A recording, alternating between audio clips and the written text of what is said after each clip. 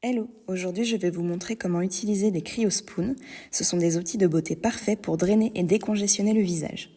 En fonction de votre préférence, vous pouvez placer les CryoSpoon soit au réfrigérateur, soit au congélateur. Si vous placez vos CryoSpoon dans le congélateur, je vous conseille de les sortir quelques minutes avant de les utiliser et surtout de bien les essuyer pour retirer le givre qui se forme à la surface. Comme pour tout automassage, je vous conseille d'abord d'activer les ganglions lymphatiques en réalisant des mouvements circulaires d'abord au-dessus des clavicules, puis sous la mâchoire, au niveau des oreilles, et enfin de terminer en réalisant les mêmes mouvements au niveau des ailes du nez. Appliquez ensuite une huile végétale ou un oléosérum de façon à permettre au CryoSpoon de bien glisser pendant le massage. Dans mon cas, j'applique le concentré végétal français, un oléosérum au rétinol végétal et à l'huile de sapin des Vosges. Je dépose le sérum en réalisant de légères pressions, puis j'effectue des lissages de l'intérieur vers l'extérieur.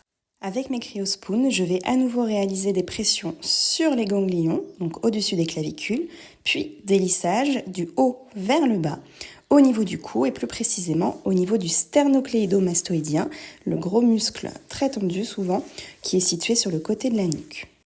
Je réalise ensuite des lissages de l'intérieur vers l'extérieur, d'abord au niveau de l'ovale, puis je remonte légèrement pour partir des commissures des lèvres et aller jusqu'aux tempes.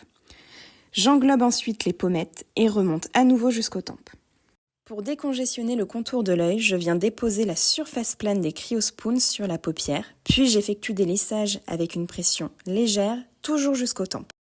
Avec le côté bombé de la CryoSpoon, je viens travailler la paupière supérieure, les sourcils et le front, toujours avec des mouvements de lissage du centre du visage vers l'extérieur.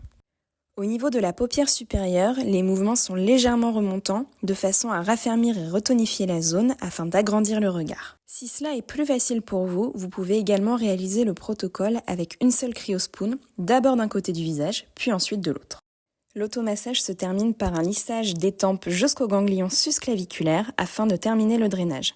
Lorsque la CryoSpoon est au niveau des ganglions situés au-dessus des clavicules, j'effectue une petite pression pour chasser la lymphe. Et voilà, à vous de tester maintenant.